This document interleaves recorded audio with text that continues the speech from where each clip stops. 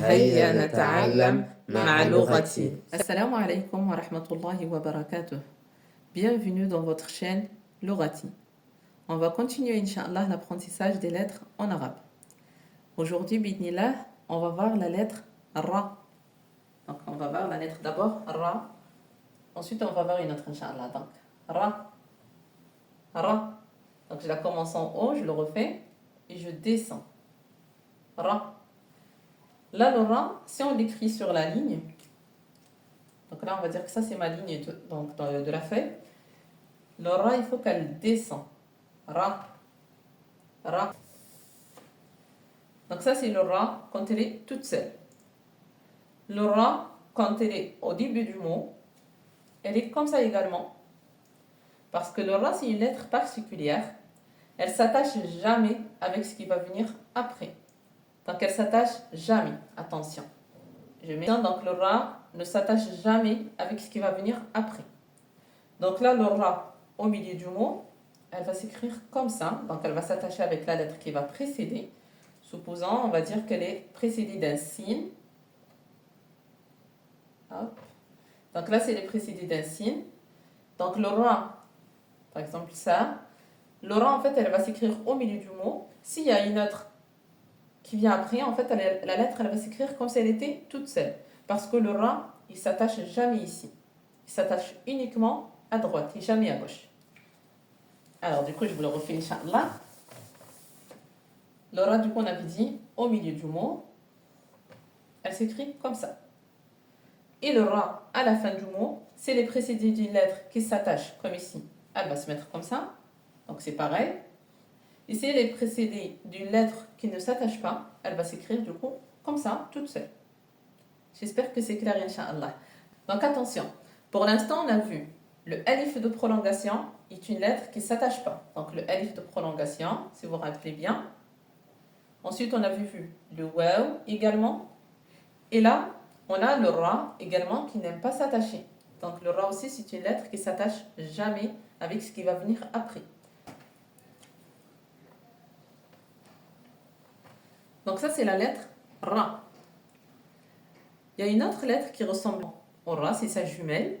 Donc c'est le Za. Ce qui va les différencier, c'est que les points.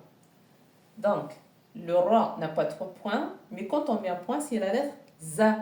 Za. Attention, c'est pas le Za, c'est le Za. La langue, elle reste dedans. La lettre Za. Là aussi, je mets un point. Et là aussi, Za. Donc c'est exactement la même chose. Ce que j'avais dit du coup pour le Ra, c'est exactement la même chose. Le Za aussi n'aime pas s'attacher avec ce qui va venir après.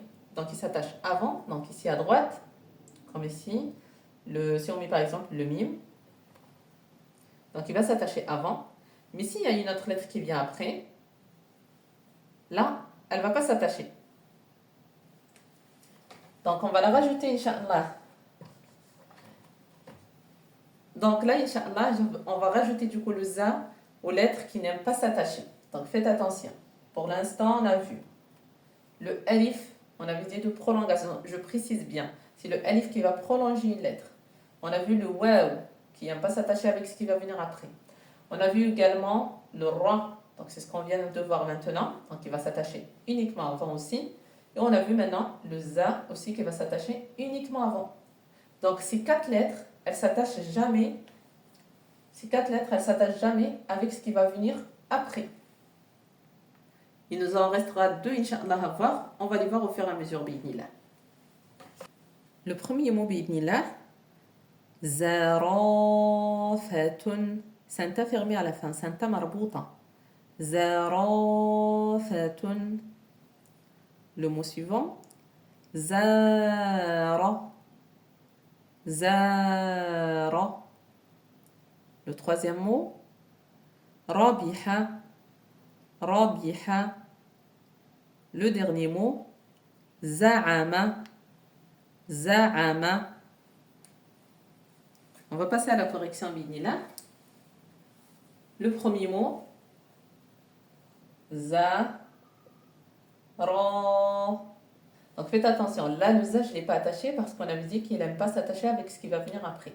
Le ra la même chose, donc je ne vais pas l'attacher, za, ra, ra. Donc j'ai prolongé, donc il y a un alif. Zara, fa, fa, tun. C'est un ta fermé, donc c'est un ta marbouta. On l'écrit comme ça. Donc si ce ta fermé là, et pas celui-là, parce que si vous vous rappelez celui-là, on le met uniquement quand il est précédé d'une lettre qui ne s'attache pas. Mais là, le fa, c'est une lettre qui s'attache des deux côtés. Donc on a mis ce ta là et pas celui-là. Le mot suivant, zara. Zara. Le troisième mot, je vous le mets à côté, Inch'Allah. Rabiha. Rabiha. Rabiha. Le dernier mot, za'ama. Za'a.